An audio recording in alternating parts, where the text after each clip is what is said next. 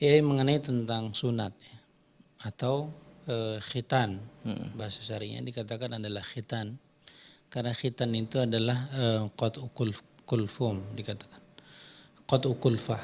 Maka dikatakan khitan itu adalah memotong tutup kepala dari kemaluan laki-laki, atau ada sedikit daging yang dipotong dari kelamin perempuan.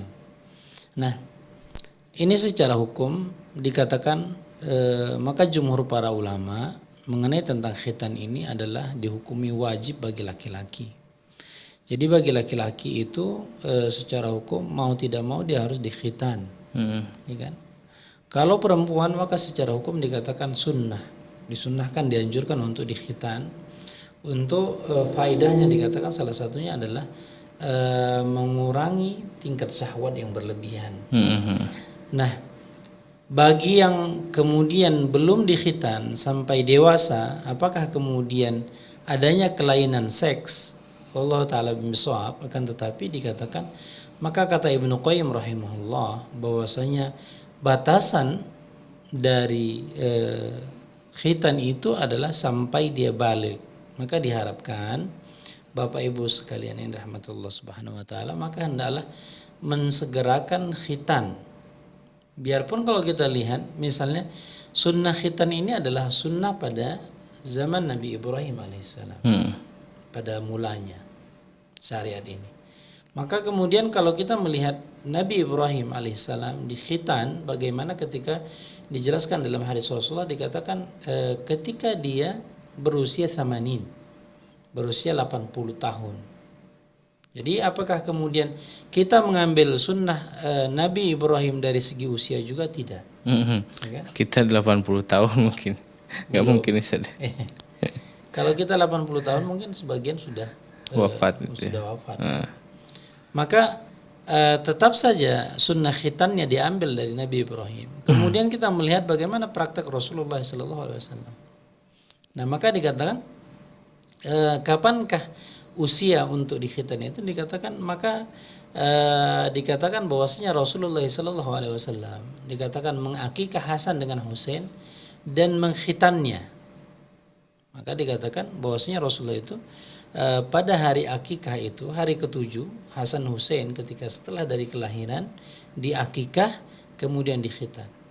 Maka kata Ibnu Abbas juga dalam hadisnya dikatakan bahwasanya usia mengkhitan itu adalah usia pada 7 hari. Jadi ketika lahir hendaklah bagi orang tua untuk mencari dokter yang bisa mengkhitan anaknya. Jadi sampai kapan? Maka kata Ibnu Qayyim dikatakan usianya itu dari 7 sampai balik. Usia balik. Jadi kadang-kadang kita barometernya apa? Karena apa dia balik? Karena dia ingin melakukan ibadah secara sempurna. Karena dikatakan kata para ulama, salah satu faidah daripada khitan itu adalah qat'u kulfah, ini memotong daripada tutup kepala dari kemaluan laki-laki adalah agar tidak tersisanya najis. Karena dia membuat kebersihan pada kemaluannya. Untuk menjalankan ibadah kepada Allah Subhanahu wa taala. Jadi itu fungsi dia. Fungsi dari khitan itu sendiri. Bukan kemudian kita berpikir oh anakku kayaknya belum berani.